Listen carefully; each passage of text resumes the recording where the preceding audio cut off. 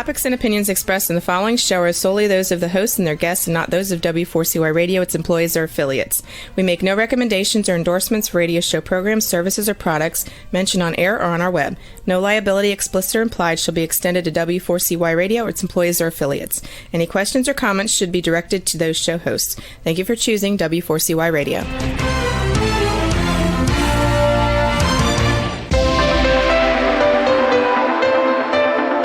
Churchill said, "Those who fail to learn from history are condemned to repeat it." Kevin Hallinan believes that certainly applies to business.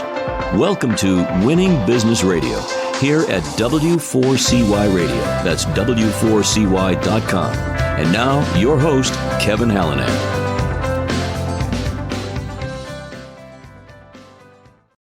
Thank you for joining in again today. I am Kevin Hallinan, and welcome back to Winning Business TV and Radio on W4CY.com. We're streaming live on Talk4TV.com. We're also streaming on Facebook at Winning Business Radio. And of course, we're available on podcast after the live show on many other platforms, including YouTube, iHeartRadio, Spotify, Apple, pretty much wherever you listen to your favorite podcast, you'll find us.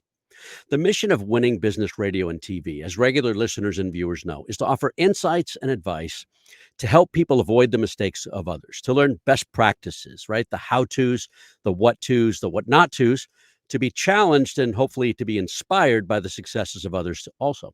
But, virtually every successful person I've ever had a chance to talk with has had some form of failure in their lives and or careers. So while we all have to get our knees skinned once in a while, I'm driven to keep those scrapes from needing major surgery. Let's endeavor to learn from history so we don't repeat it. Today, we have a special treat, two friends, one of which is a returning guest. Belle Walker was on in July of 2020. She's the founder and lead consultant of Bellevue Consulting. And Lisa Levesque, certified master business coach. Together, they are co-authors of Generation Innovation, Business, Family, and the Journey to Success. Here are their bios. Lisa Levesque is a certified master business coach and has owned a Focal Point business coaching and training franchise for over 6 years. As a Focal Point coach, Lisa works directly with business owners, executives, corporate teams, and their professionals and other professionals, to change their lives for the better. She has a passion for helping her clients achieve their full potential by developing their teams, improving their operations, and enhancing their profitability. As a coach, Lisa works with her clients to develop a plan, personalized to their needs, and introduces proven business concepts that, when implemented, help to generate a healthy return on investment. Prior to Focal Point, Lisa spent over 25 years at large corporations where she held senior leadership roles in the areas of finance, marketing, risk management, service strategy, and distribution. Lisa's deep and varied corporate experience is an asset to her coaching clients as they leverage it to drive their own business success. Belle Walker is the founder and lead consultant of Bellevue Consulting. As the only organizational efficiency engineer she knows, the only one I know, Belle takes her clients from friction to function by aligning structures and processes with strategic goals. She's recaptured lost efficiency and engagement for clients in tech, nonprofits, professional services, cannabis, and more to recapture lost efficiency and engagement. Bellevue Consulting focuses primarily on operating models and process maps, both of which are key to unlocking effective growth. A proactively designed and clearly communicated operating model enables and empowers employees at all levels of an organization. Process mapping centers around clear documentation, which drives alignment, reveals opportunities for improvement, and smooths onboarding for new employees. With the right operating model and effective processes, organizations can focus on expanding their product and service offerings, confident they're ready for scale. Prior to turning full-time to consulting, Belle spent her career building and optimizing teams that were responsible for everything from complex operations balancing safety and efficiency to the cutting edge of AI and autonomous driving. Belle honed her skills at multi-billion-dollar corporations such as Google, where she managed the initial Street View vehicle rollout and built a nationwide aerial photography operation, and HERE Technologies, where she built a team responsible for both the operational creation and resulting quality of the HD maps created for use by autonomous vehicles. Merging project managers, data scientists, software engineers, system engineers, and more for HERE Technologies, offered ample opportunity for Belle to hone and refine her organizational design and leadership skills. She also received a patent for the Quality Index, a mechanism that allows digital maps to be incorporated more effectively into autonomous vehicle environmental models. Bell has also built product management and marketing teams for small, closely held organizations such as Future Ads and the Plan 9 Group. With a mechanical engineering degree, bachelor's degree from Harvard, and a systems engineering master's degree from USC, Bell leverages the engineering problem solving process, easy for me to say, to design and build the most complex systems possible, those comprised of individuals. Together in 2023, Lisa and Belle co-wrote Generation Innovation, Business, Family, and the Journey to Success. It's a business parable that introduces common challenges along with solutions to those challenges that small business owners encounter. The challenges are introduced to the story of a mother and daughter who own very different businesses, yet find they can help each other to grow and achieve success.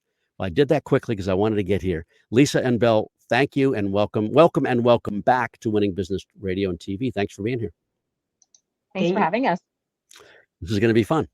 I want to get a little background. You are both, like me, for the listeners and viewers who don't know, we're members of Provisors, a powerful, trusted advisor network across America. And my guess is that's how you met. Yep. Okay, it's a great guess. And COVID had an impact. I won't give that up yet. You can talk about it. Lisa, first, tell the audience about your business. Yeah. So I'm a focal point business and executive coach, like you said. So my favorite people to work with are business owners who are good but want to be even better. So they know that they're doing a great job. They see opportunity for growth, but they kind of get stuck somewhere along the way. And it's usually at the time when they really need to let go of the reins a little bit and let their team start taking over so that they can let the team develop and let the business and let their own personal time be spent on the strategy and moving the business forward. That is a great time to jump in and help them see how exciting it can be to be a leader and to develop the team underneath them for success of the entire business. And tell us who your clients are. Give us some, you don't have to, who are your clients? You know what I mean? Sorry. Yeah, I usually work with businesses between 2 and 20 million in revenue, but I do have a very, very specialized focus on dental practices. And it just so happens that Generation Innovation, one of the two main characters, is a dentist. And I know the answer, but tell the audience why you chose that field. Well, it just so happens that I'm married to a dentist, and I've known him since undergrad. He was the boy across the hall, and I learned as soon as he bought his practice that they don't teach you anything about how to run a business in dental school. And so he had me, but not every dentist has a spouse or significant other who has a business background that can help them. So I'm there to be that person for them. And I'm going to ask Belle you these same questions. What problems in general do you solve? You just mentioned a big one, but what problems do you generally solve for them?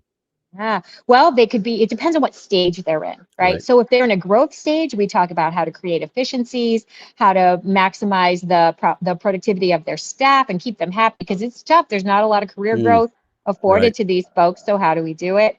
If they're about to think about retiring, I like to talk about making sure that we have the right measures in place to show how profitable the business is so that they can maximize the return on that sale.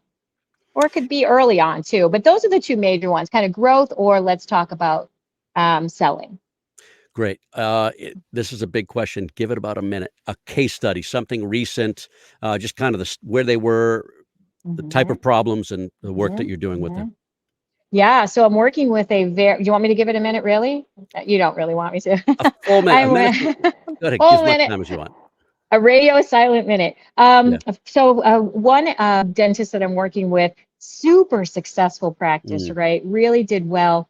And then, and you find this with dentists and you'll understand what I mean in a minute. Super successful. COVID hit, it hit the dental industry, 13 weeks shut down across the industry. They all got their PPP loans, but they tried to keep their folks on. And it took about a good year for people to trust going back to the dentist. Because think about it, they're in your mouth. We're all worried about the diseases and everything. And so they were a slow recovery. This dentist in particular, he's older. He's thinking about transitioning out. And so he brought me in to help him kind of, how do I find the right people, get the practice set up for sale. But what we found was the practice was not generating revenue at the same level as Mm. pre-COVID, but he Ouch. kept the same overhead and he wouldn't let go of it. And that is a key theme with these kinds of folks. They're so loyal to their employees, and Mhm. in turn, their employees are so loyal to them. And and so it's great and it's beautiful, Sure. but Sure. it's also a challenge when your business all of a sudden your overhead percentage has gone up so dramatically that you can't necessarily keep up with it.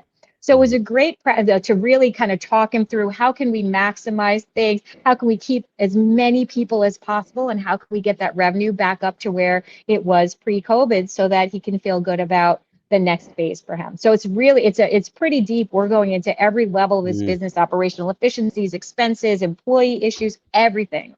It's been fun. Wow. Well done. Good summary. Thank you. Thank you. Belle, tell us about your business. Yeah, so my business takes organizations from friction to function. Love So that. at the surface level, I solve very similar problems to what Lisa does, right? I work with organizations that are often growing, or in my case, they're often organizations that have grown. And the phrase that comes to mind for people is victims of their own success. Mm. Mhm. And so what was working for them has stopped working. And so I come in, and the organizations I work with, they know where they're trying to go. They have a strategy, they have a plan, and they have a great team. And those components are necessary but proving insufficient. So I add the third ingredient, which is a little bit of structure, a little bit of connective tissue to that organization to keep people connected, working together, and all going in the same direction. And similar question. Who are your clients? So my clients are all over different industries. So I'm very industry agnostic, but Mhm. they tend to be in the 20 to 50 person headcount range, Mhm. because 15 to 20 is when you first start to cross that threshold where just having great people Yeah. stops being enough. Mhm. And by the time you hit 50, a colleague of mine put it really well, you pretty much can't hit 50 if you haven't gotten some of those structures and Yeah. processes in place. Very good. And the same question, what types of problems, you just mentioned a couple, give the audience a flavor. What other kinds of problems do you solve? Yeah, the kinds of problems I solve tend to be the who does what when problem. So when there's a major challenge and the leadership team is looking at each other, and it's, the question of who should be leading this, and four people raise their hands. Okay, Mm. that's probably not correct, or nobody Wait, we have a raises their committee. hand. Right. There is a difference between supporting each Mm. other and you know everyone thinking that this must be in my realm. And so whether it's four or zero, if there's more than one or a number other than one, that's where you start to run into these real Mm. challenges. So those are some of the problems I tend to look at. Cool. And can you do the same? Can you provide a 1 minute or so case study? Yeah, so I have a client I'm working with now. They're a social justice fund, and they do incredible work. And they have these amazing innovators. They are absolutely an example of great people make great things happen. Mhm. And so they started out grant making. That's what they were put into existence to do. But they started seeing opportunities in different areas, and so they started branching out and running their own capacity building programs. And they pioneered an entire model where they were able to take government contracts, and then subcontract the work to smaller community organizations that didn't have the same buffer that this larger fund could provide when the government takes a while to pay on contracts. So incredible work that they're doing. But because this happened organically, there was a lack of clarity around who was guiding any given piece of the business. And the Mhm. leadership team had it pretty well organized. They knew who did what when. The challenge was their team members might be working on three programs. And for each of those programs, the executive team member who was owning the relationship for the funding was different. and the executive team member who was Mm, running the program was different, and the wow. executive team member who they reported to might be different. And so it was causing all of this confusion around everyone had their own ways they wanted to do things that had built from their own experience and best practices. And they really needed to take a step back and say, all right, we do many amazing things now. Let's make sure we do each of them consistently and effectively. Very good. Thank you. All right. Believe it or not, we're going to take our first break right here. We'll be back in just about a minute with Belle Walker and Lisa Levesque. Be right back. You're listening to Winning Business Radio with Kevin Hallinan on W4CY Radio. That's W4CY.com. Don't go away. More helpful information is coming right up, right here on Winning Business Radio. Have you ever dreamt of being on the radio? Well, now is your chance. Be a radio show guest on the #1 ranked internet radio station and promote you and your business for free. Yes, you heard it, free. Business advertising right here on W4CY.com. Call 561-506-4031 now to get booked on one of our shows. That's 561-506-4031. Get your free advertising now. And now back to Winning Business Radio with Kevin Hallinan, presenting exciting topics and expert guests with one goal in mind, to help you succeed in business. Here once again is Kevin Hallinan.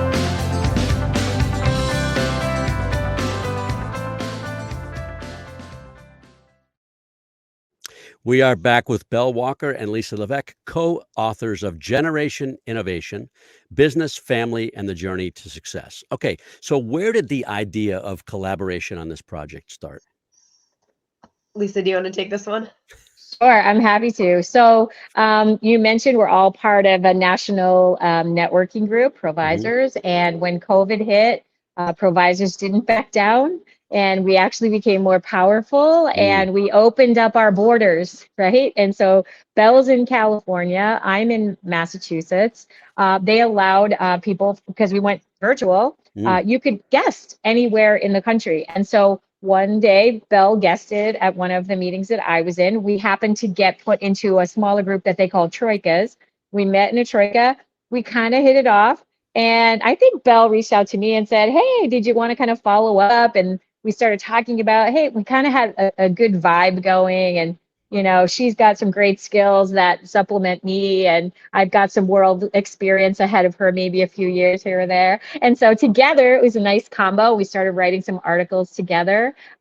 We stepped into a groove, and we started talking about, we both kind of had the desire to write a book. And I love the way Belle tells it, because she's like, we didn't just want to write a book to write a book. We wanted the book to like be a meaningful addition to what's already out there in the world of business books. And we talked through, and we both agreed that we prefer the storyline version of telling rather than the textbook version of telling. And so we talked about that. We knew we wanted that. We knew we wanted to be different. And we talked about what we feel is a little bit of an underserved market when it comes to the like more early stage business owner. You know, they're kind of running into some obstacles along the way, and they have to kind of try to figure out how to deal with them. So under 10 years, under 5 years? I'd say between 5 and 10 is probably good, or even a startup. And what the intent is that to show them that you're not alone. It happens. And in our book, it happens. We have a long-standing dental practice, and we have a startup app-based business. Those are the two types of businesses that are kind of compared throughout the book. And both of them are running into similar problems, just at a different level of maturity. And we kind of, we took like 50, I think we have 15 chapters, different topic for each chapter, so that we could talk about all these different issues that these people will come upon, and try to help them see how they can work through it. Belle, you want to add to that? Sorry. No, I think that was that. That's how we got here. That's good. Very good. So talk about the process of writing the book. You know, I've talked to a lot of, interviewed and talked to a lot of authors. Some, it's like they bang it out in a month. I don't know how they do it, but others, it takes a year, right? And they're doing it all by themselves. How did you guys decide how to carve it up, and Who would take what responsibility, and how did you keep on track? Talk about that. Yeah, so we had already been co-writing articles for a little Right. while, and so we had a little bit of a rhythm there, where we would each draft an article and then kind of tweak each other's work. And so what we ended up doing was creating an outline, identifying those topics that Lisa mentioned, and then we just sort of went through the table of contents. And each week we'd each pick it, or every couple of weeks we'd each pick a chapter. We'd each write that chapter, and then we would swap and provide edits and insights. And we actually, later on in the process, did bring in an outside editor, which was highly Amazing. recommend. Mhm. Very helpful. He was great, but he said at one point he had no idea who had originally written any of the Wow, that's cool. chapters. I tried to figure that out too, and I couldn't. Oh, I Yeah, love it. I love it. Yeah. Because it was so funny because the first chapter that we each did, when we swapped it, I had no idea what I was going to see. Yes, we've been writing articles together, but this Mhm. was a little different because I'm kind of like, I like to talk about the story, but I like the business part. I like the story, and Belle likes the business part. And it works. But I read her chapter and I literally thought, wait a minute, is this the one that I wrote? It literally felt like I wrote it. And That's so great. it was amazing. Yeah, it was really fun. How much time did it take, and how did Mm. you, I'll say, find the time? Well, can we just let's make it clear? Yeah. It took a while. Belle decided at one point that I might just like have a baby during this, so she decided to do that, and I was fully in support of And her he's having the cute as baby. heck too. He's he- adorable, yes. So so that for slowed us up a bit, yeah. Yeah. But go ahead, Belle, and rightfully so. Yeah, I mean, the writing itself was in many ways the easy part. So Mm. for context, my son just turned 2 and had a full draft written before he was born. And in fact, a full draft that we had given to a reader, gotten feedback on, and rewritten. Mm. Um, and so what we found was that the writing was just a fairly small piece of the picture. So having that draft was great, and we did continue to tweak and iterate, but what we really needed at that point was to dig in on the editing and to dig in on the publication process. And so for us it probably took 2 or 3 years, depending how you count Mhm. the lead time to get it all done. But a surprising for me surprisingly small part of that time was the actual writing. Right. Right. And because we're both kind of in our own way perfectionists, you could pick up a chapter and think it's perfect. And then, 3 months later, look at it and, oh, wait a minute. And it's never done. And so one day we just called it. We just said, it's done. That's it. We got the right amount of feedback. So it did take longer, but again, we both have full-time jobs. Right. Yeah. She decided, like I said, to have a baby human along the way, which is amazing. And my girls are older, so they weren't in the mix, but it was okay though. It was our pace. It worked for Mm. us. Yeah. Right, Bill? Yeah. Yeah, and that does help answer the question also about how we found the time. Was we really looked at, we knew what we wanted to create. We had that goal in mind, and so we were able to kind of take our time and say, 2 or 3 weeks to draft each chapter, alternating with writing articles with the other work that we were doing. And so I would not say it was easy to find the time, but we did not put undue pressure on ourselves, and we still got there. So that's Yep. I think the Yep. takeaway is you can get there with the slow and steady. That is a real thing. So the book again is Generation Innovation, Business, Family, and the Journey to Success. You focused on, or at least one, but the theme of family business. Why did you choose to do that? Hmm. Did you want to take that, Bill? Sure. And I think, well, to some extent, it was a natural fit given Lisa's experience Right. with dentistry, as we Hmm. already talked about.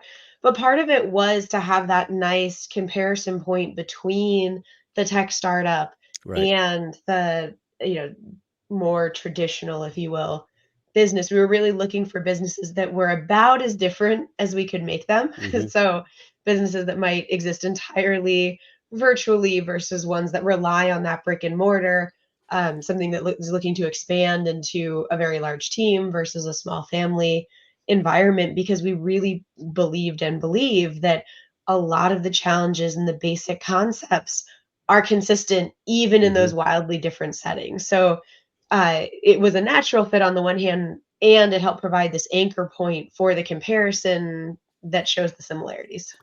So, And oh, go ahead, please. Yeah, I'm sorry. sorry. I'm sorry about that. I would just add too, like the family element kind of weaved in is also really an essential part of our theme about when you're an entrepreneur, your business is part of your life. It is not separate. When Right. I worked in my corporate job, I could shut it off. Right. I do think of my business 7 days a week now. I can shut it down, but it's different.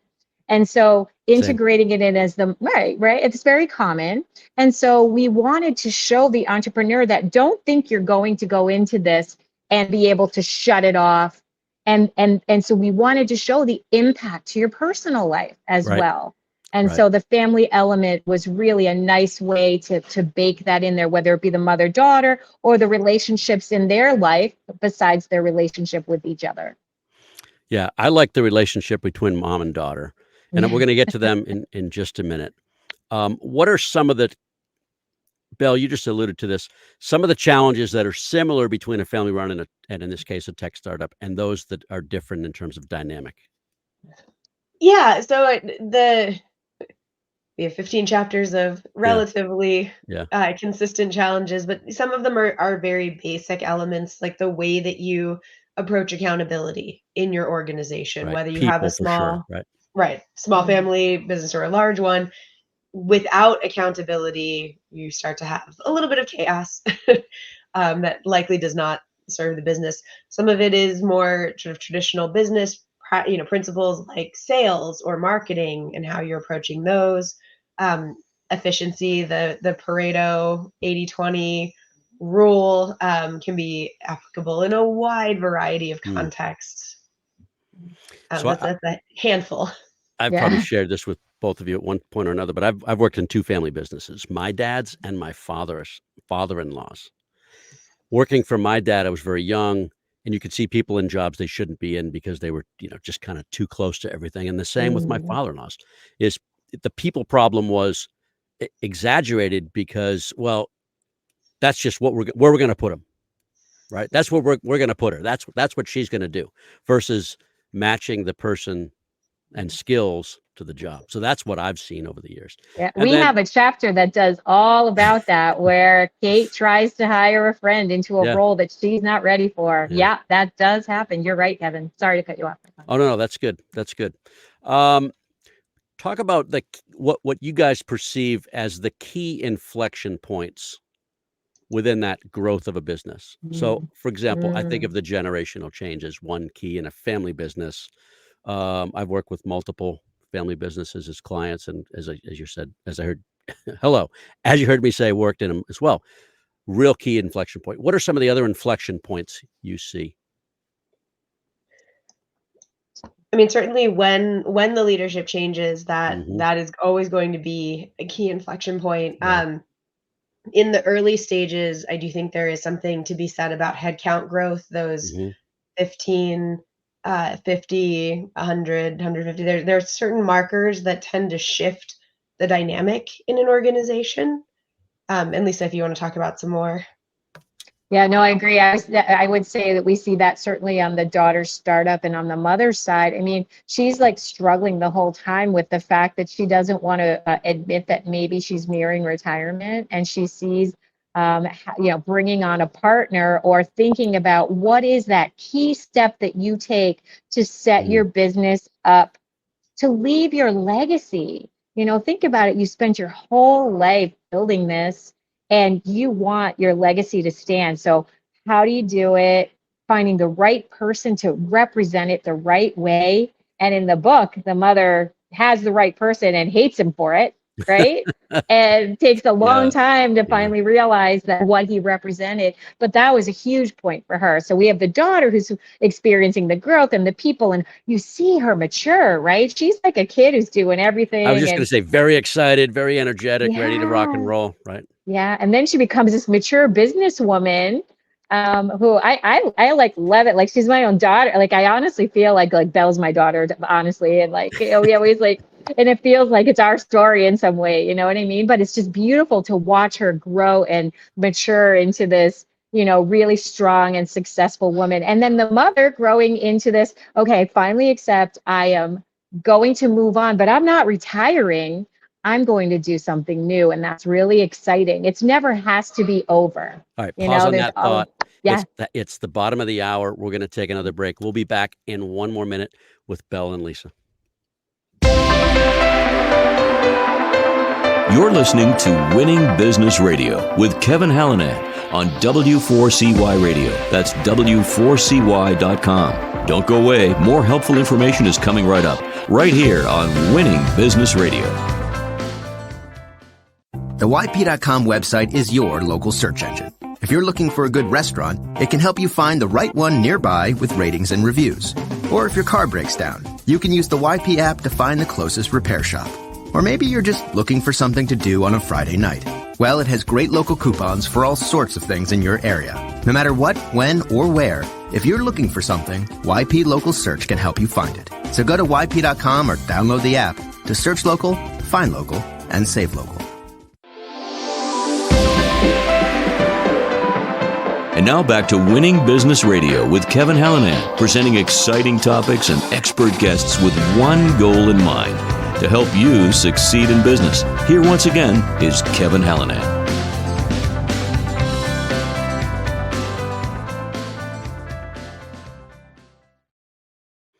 We're back for the fourth and final hour. I always wanted to say that. I hear it on sports radio. We're back with Belle Walker of Bellevue Consulting and Lisa Levesque of Focal Point Coaching, co-authors of Generation Innovation, Business, Family, and the Journey to Success. All right, I want you to introduce Kate and Nancy to the audience.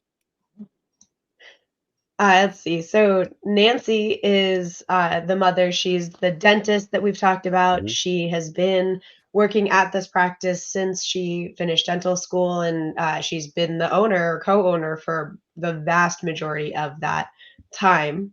She has two kids. Her daughter Kate is our other protagonist, and Kate has always been interested in starting her own business, and the book begins when she is ready to actually take that leap. And so this is not her first job. She has done some work to try and get a grounding, but And her mother wasn't completely thrilled with at least one of those jobs, right?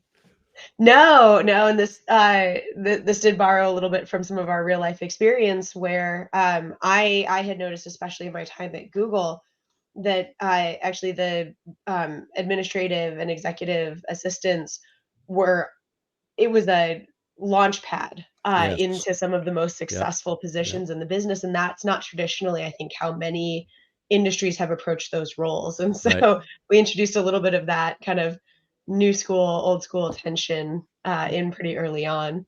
But so Kate has that experience, and so she decides to start a business that combines the people's need to move their physical goods in the real world with the sort of on-demand culture we've developed. And she starts a company called Move Mobile.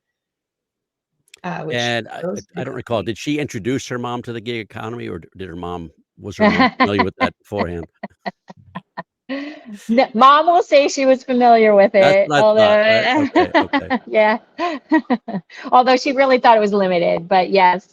Yeah, I mean, it's so funny to watch their dynamic, because the daughter's just like, when she says like a desktop computer is like Stone Age. Those aren't her words, but it even opens my eyes today. I'm like, really? That, because the daughter is just so far ahead technology thinking, and the mother's she's trying to keep up, and she does a decent job. But reality is it's a different generation. And so that's why it's generation innovation, right? But they're both innovating. They're both learning as they go, Let's see. So Kate is excited. She's got a couple challenges. Mom, Nancy, has some challenges of her own.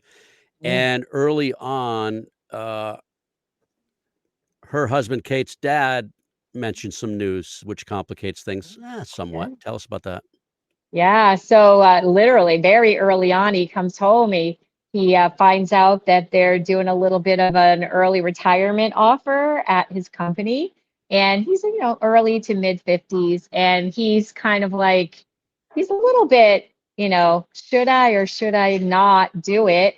But in some ways, he, feels like a dinosaur at his company, believe it or not, for his age. And so he's struggling, and that, so that his struggle, and then, Nancy starts to struggle, because then she sees, well, I don't think I'm old, but he's not old. And what do we do now?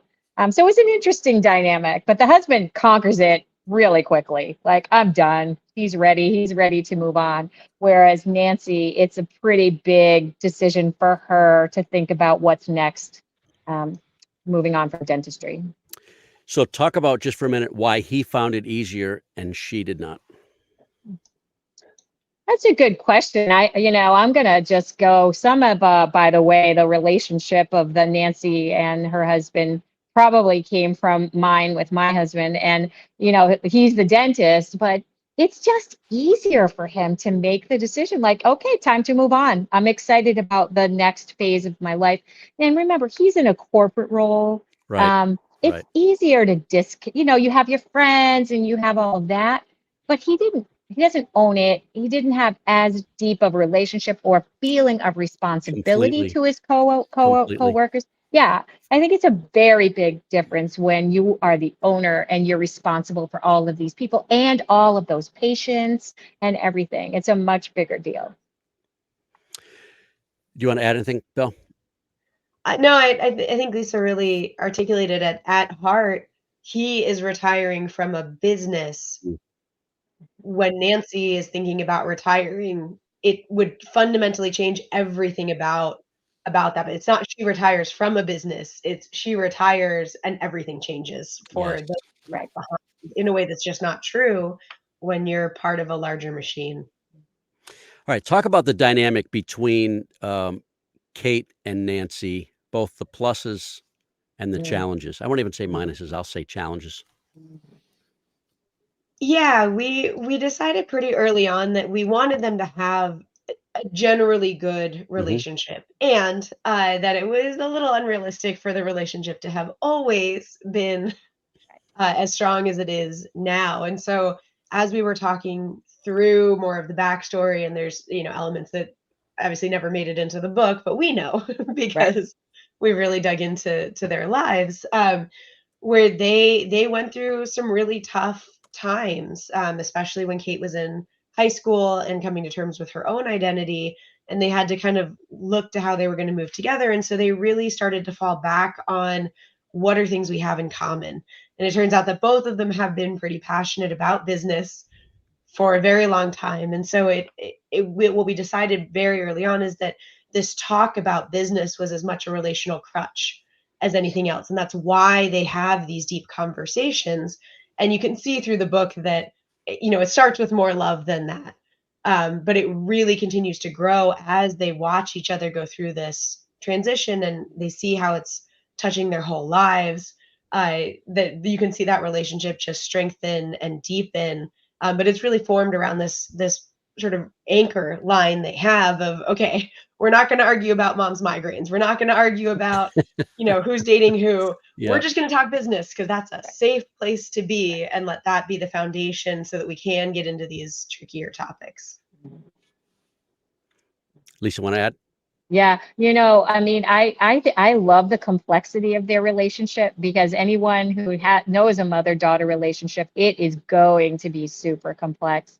And the thing about it is that they do, as Belle said, use the businesses as a crutch, but nobody is going to be more qualified to tell each other what would be the best next thing for them to do than each other. They may not show it to each other, but they really have this deep respect for each other's abilities, and need for each other's approval, that I just think is a beautiful element of their relationship, because they can be harsh as anything to each other, or, but they're always on each other's side. And I think that is just a great description of, a really strong mother-daughter relationship, period. All right. Tell us a little bit about the partners that Kate decided to partner with. In her business. In her business, correct. Yeah, so Kate has a co-founder that she has known since high school, Hmm. or sorry, not since high school, since college, Sanjay, who has a very different background than Kate does. I believe he's an art history major, which does come up at various points in the book. But one I took thing they art history 101 just because somebody said it Oh, was easy, and then it was oh, all about memorizing mm. dates and people, and yeah, it wasn't as easy as it sounded. Yeah, I was Anyway, gonna say the brief glimpses I've had, and I would not flag those classes as no, I easy. would not have Yeah. advised that.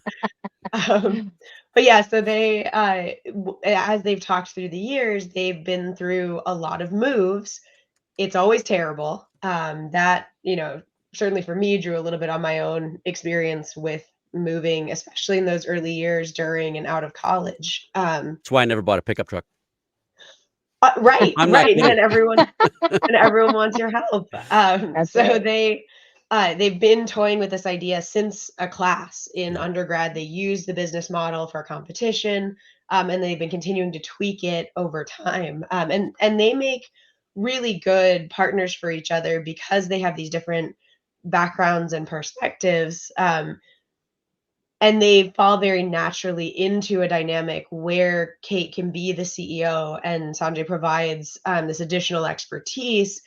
That was one thing that I think we did somewhat intentionally is we did not pick dueling CEO partners. I've seen that work, I've seen that not work. But of all the places we might foster drama in the book, we decided that that particular partnership was one that we would have largely be very harmonious. And I think that even with that, there are plenty of challenges that the business faces. Like, Uh, Mhm. Well, and so I'll skip ahead a little bit towards the yep, end of the book, yeah, but even with them getting along very well and being very well aligned on how they want to show up for the company, they hit a point where they actually realize they're letting their team down, because they have been really trying to step back and empower and enable these incredible executives that they have hired over the years. Uh, and they have a moment where they realize maybe we've taken this a little too far, right? We've given people areas of ownership and responsibility. I mentioned this is a moving company. mm, You can have situations where you have someone responsible for safety and you have someone responsible for efficiency, and those roles inherently need to be in tension. That is their jobs, right? Their jobs are to embody these elements of the business, and someone else needs to be the tiebreaker. right, And because that's they are where naturally at odds, right? Not the they're people, naturally at the odds. Yeah. roles, right, Right, the roles, not the people, and this right, is part of the right. confusion in the book that they have to call out and address, and something I see in the businesses I work with. I've been in these positions, we're distinguishing between that healthy organizational structural tension and two people who just like to argue with each other is crucial to making sure that you're getting to the right solutions for everyone Mm. involved. And in those structural elements, you have to know, okay, well then where does the tiebreaker come in? Where is the decision made? And it doesn't matter how well your CEO, your founders get along if no one's making that decision. Yeah. Yeah, I also like their relationship early on when, it was clear whose business it really is, right? It's Kate's business and he's along for the ride, but not really. He does a great job. But the beauty of their relationship is they kind of stay in their own lanes. There's a scene that was really frustrating to us. It's really powerful, the women in business scene when Kate goes to get funding and she's asked to introduce them to the man behind the technology. And she's the man behind the Yeah, technology. yeah. And she's really frustrated. And it's funny because then she's loaded for bear. And the next time she goes for funding, and they ask where her partner is, and she's all like prickly, and they just want to talk about why an art history major can like make an impact here. So it's kind of fun and interesting, but he never would have tried to step in her lane, and she doesn't try to step in his, and I think that's why it works well together. What are some of the most important lessons you're trying to get across through their story? Well, one of the things that I had said to Belle from the very beginning, business is changing. There's no question it's changing, but there are some fundamental concepts that will always Mhm, matter. mhm. regardless of if your business is on a spaceship going to Mars, there's still some fundamental concepts, communication, setting the right expectations, measuring your business for success, and that's what we did. We sat down and we came up with, 15 chapters of things that they're really timeless. And that was something that we wanted to get across is it doesn't matter if it's a newfangled, a new type of business, or if it's an old business, there's still these concepts that will apply. And people, right? You mentioned the benefits Yes. of happy employees, right? Yeah. Oh, yes. Yep. And happy Absolutely. customers. Yeah, I mean, and that was one of that chapter that you're alluding to, Kevin, I think is a great embodiment of that lesson that Lisa's talking about is these businesses end up taking very different approaches to recognition, to benefits, and you see that across all different industries today. There are many different versions of what it means to have a great benefits package, but all of them leave the team members feeling valued and supported as members of the business. And it doesn't matter how you do it. What matters is that you get at that fundamental element and that feeling that you're building up. Free extractions for life. How's that for a benefit? Oh, I hope you don't need to take advantage of that. That's for sure. But another theme, you were talking about what other themes, certainly the Yeah. time-tested business, right? And there was another one that we touched on earlier, and that is just that when you own a business, it is your life and you cannot separate it from your life. It dramatically impacts a relationship that Kate has. And that's the norm, right? That is absolutely the norm. And so recognizing, and we said it earlier, how it's a fiber of who you are if you are an entrepreneur, and how do you manage that? That's good. All right, couple of big questions, and we have 2 minutes. Believe it or not, that went fast.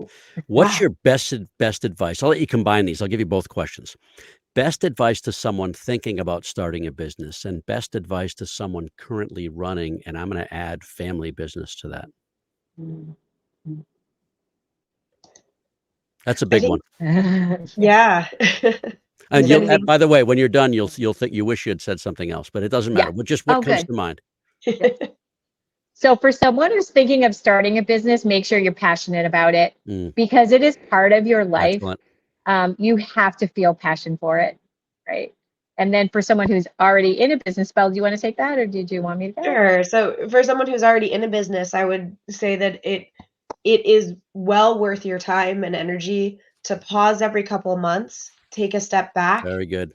and think about how things are going. It's so easy to get caught up in the day-to-day and to miss the incremental changes that creep in. So setting aside time on a regular cadence, but that's at least a couple months apart, really does make a big difference in helping you gain perspective because you are living this every day, all the time. Fantastic. Right. Really good answers. All right, we'll get a little easier. What do you each like to do when you're not working? And leave kids out of it. I know that's a big part of our lives, but leave kids out just for this one.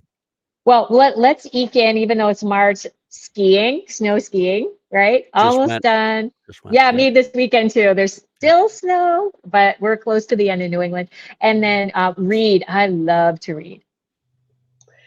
Yeah, I will jump on the read as well. That is definitely a key activity. And then I actually run a fair amount. So Nice. Fun fact, I run a lot of the Run Disney races. Oh, cool. Cool. So run around Does she Disney. run as Belle? Does she run as Belle? That's the question. I do sometimes. If she doesn't, I think we'd all be disappointed. Exactly. All right. Who in the listening and viewing audiences should reach out to you guys, and why? For me, it's literally anyone who owns a business that is feeling good, but wants to just take it to the next level and just, want someone to help them figure out the best way to get there. Nice. Yeah, for me, it's the people who know where they're trying to go and they know they've got a great team and they are scratching their heads about why aren't we as a great team getting there? I'd love to chat. Fantastic. All right. So I encourage listeners and viewers, reach out if you have any of those types of questions. Guys, it's been so cool to have you here. Lisa and Belle, we love the fact that you took your time out for me and for the audience. So thank you so much for being here. It was a pleasure. Thanks for having us. Thank you. You're quite welcome. And thanks everybody for watching and listening. This is a show about business, business successes, and business challenges. If you've got concerns about the growth of your company, feel free to reach out to me on Facebook or LinkedIn at Winning Business Radio. You can drop me a note. One of my many email addresses is kevin@winningbusinessradio.com. Our company's Winning Incorporated, part of Sandler Training. We develop sales teams into high achievers and sales leaders into true coaches and mentors. Hey, we're not right for everybody, but maybe we should have a conversation.